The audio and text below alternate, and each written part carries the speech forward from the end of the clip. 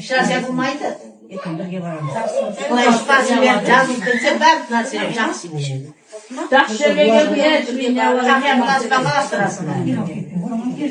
Oğlum olsa енді. Сал ерлерді. Үлкендер oldu. Үлкендердің қолын қайтармайды.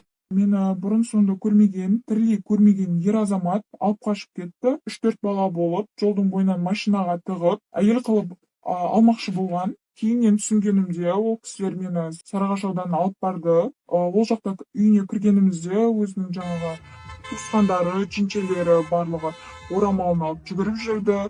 Балдары салют атып жүрді, және камераға түсіп жүрген адамдар көп болды. Алып қашып кетуді алдын жоспарлағандарын мен сол кезде түсіндім.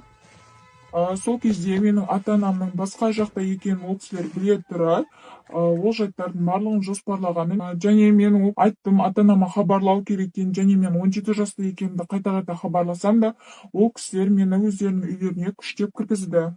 Үйге кіргеннен кейін менің телефонымды өз еріктерімен бермейтінін, және өз еркіммен ол жаққа барғандығым туралы расписка жаздырып алмақшы болды. Және оны жазбайтын болсаң, телефонда бермейміз деп айтты. Қоғамдылыққа көрсетті, қорқытты. Менің расписка жазбайтынымды ол кісілер түсінгеннен кейін мені жынысқа мәжбүрледі, күштеді. Олар қазақшылыққа, өзіміздің дәстүріміз осындай, бұл үйден қыз болып шықпауың керек деп, және арғай оқуға бармайтынымды, бұл үйден шықпайтынымды айтты. Жыныс болмаған жағдайда осында қамап ұсталып отыратындарын қорқытып айтты.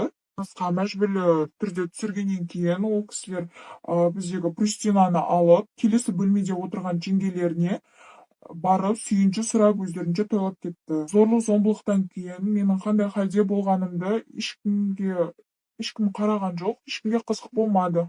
Ол кісілер өздерінің дегендеріне әбден жетіп болғаннан кейін, араға біраз уақыт салмай, мен ол жақтан қашып кеттім.